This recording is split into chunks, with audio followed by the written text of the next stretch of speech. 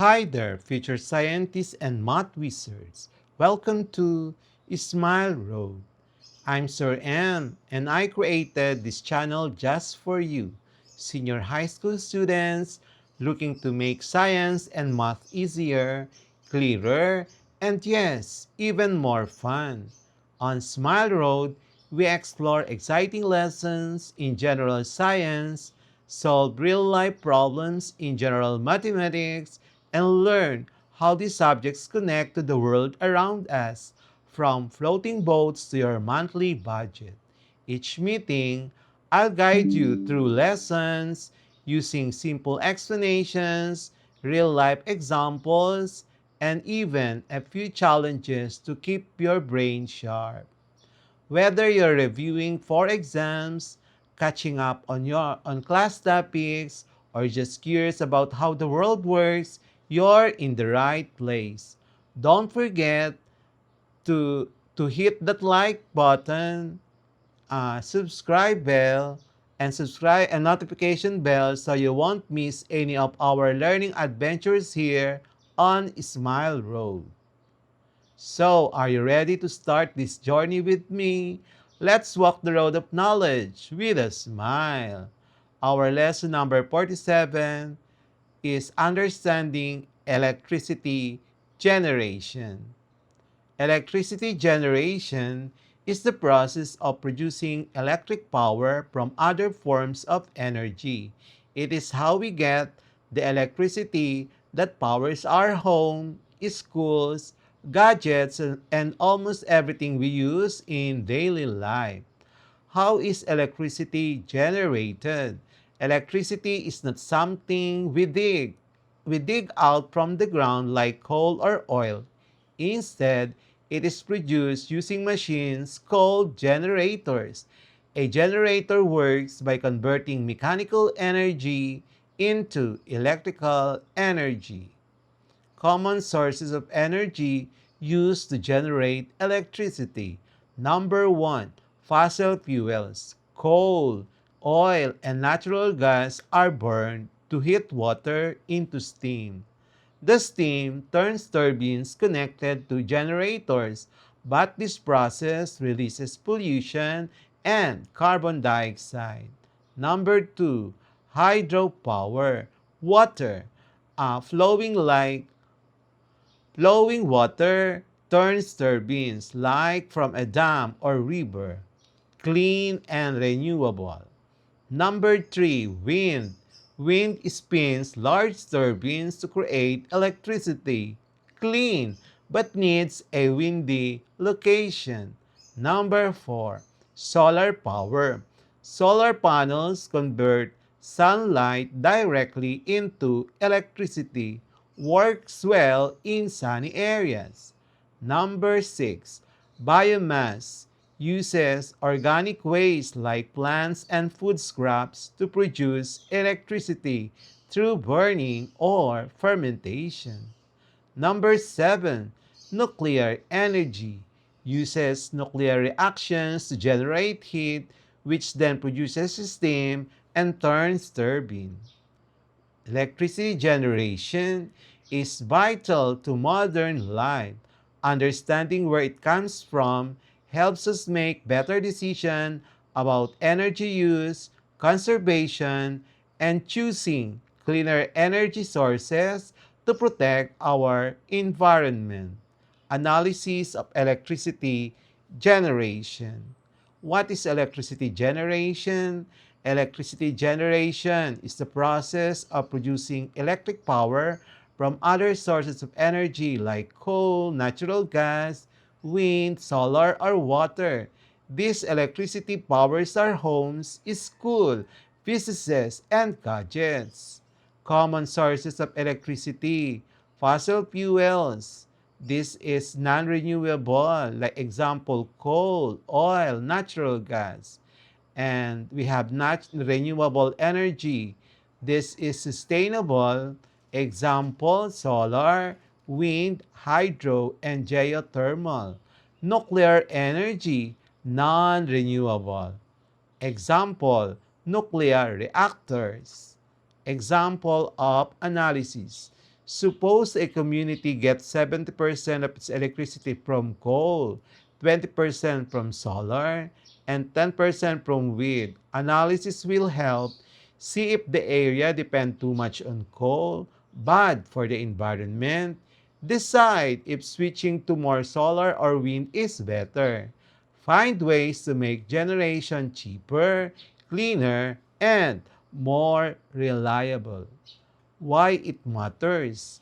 It helps reduce air pollution and climate change, guides countries in planning for energy security, helps communities choose sustainable energy options, encourages more efficient power plants and less energy waste. Analyzing electricity generation means studying how we make electricity, where it comes from, how clean it is, and how we can make it better. It helps us choose the best way to power our lives without harming the planet. Formulas. Electrical power, P is equals to V times I. Number 2, Ohm's law, V is equals to IR. Number 3, electrical energy, E is equals to power times the time. Number 4, power from mechanical energy, P mech is equal to tau times omega. Number 5, efficiency of a generator. Efficiency is equal to the power in the electrical divided by the power in the mechanical times 100%. Number practice problems. A hydroelectric dam releases water from a height of 50 centimeter. If the water flow rate is 500 kilogram per second and the system is 80% efficient, calculate the electrical power output. Use G is 9.8 meter per second squared. A given age 50 meters, mass flow rate 500 kilograms per second, efficiency 80%, and the gravitational constant 9.8 meter per second. Electrical power is being asked.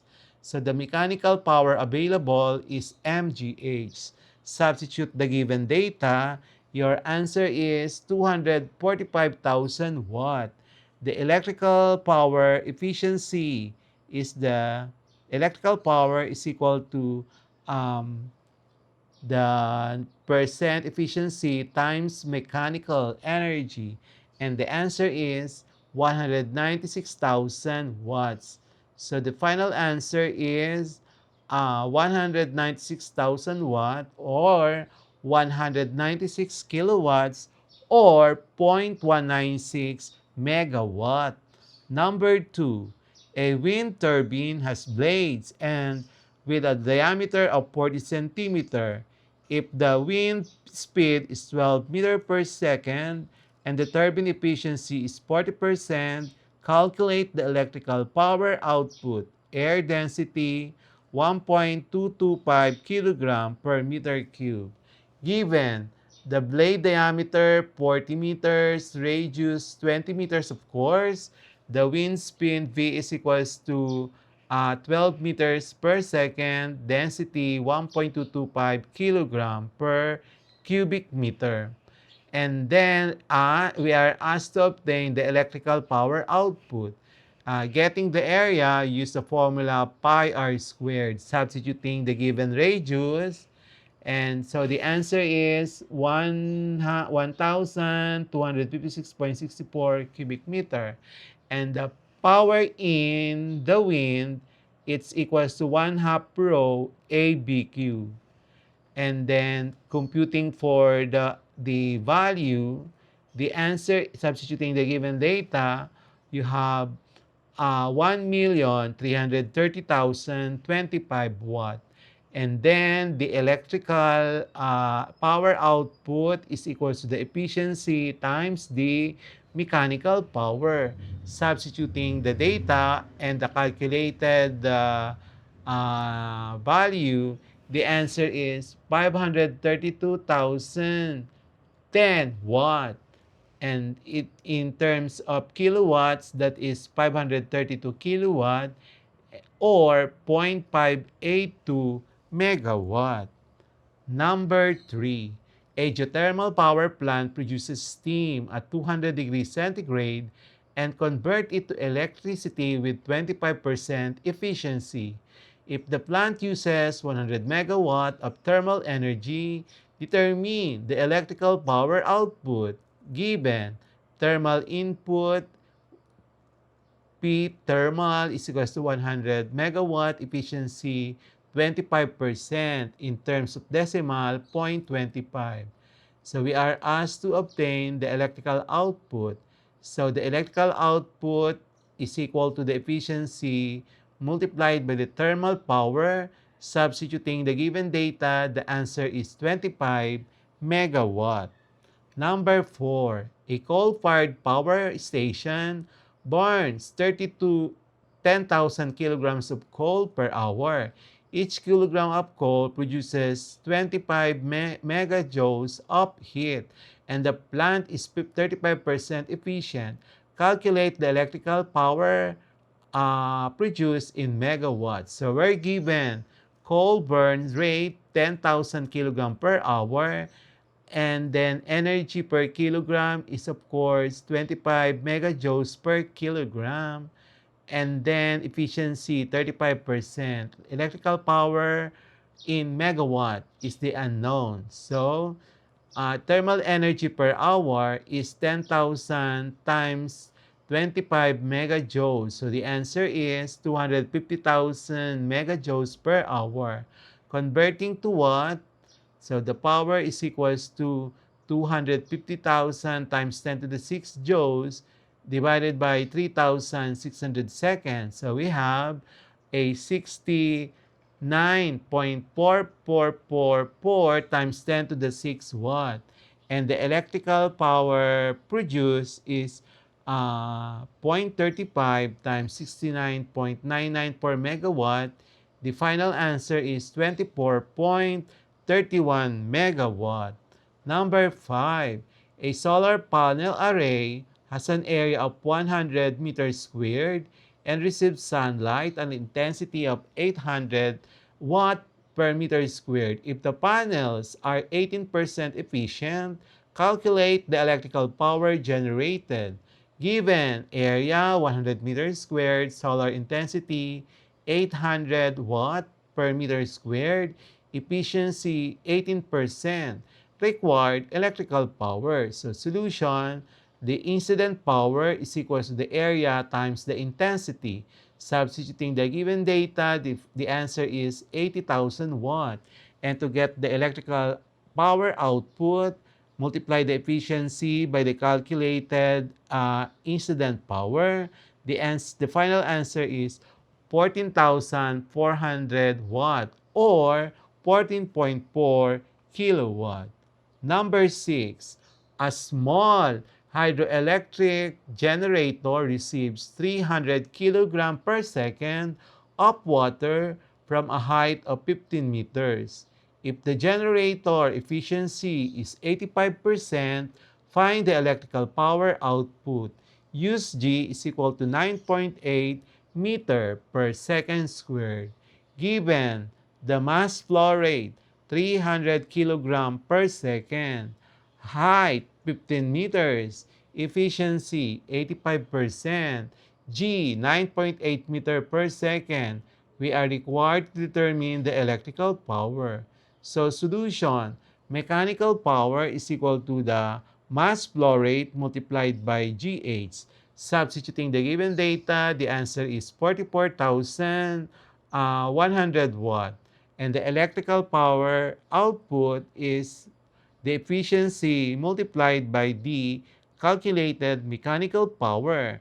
The calculated value is 37,485 watts.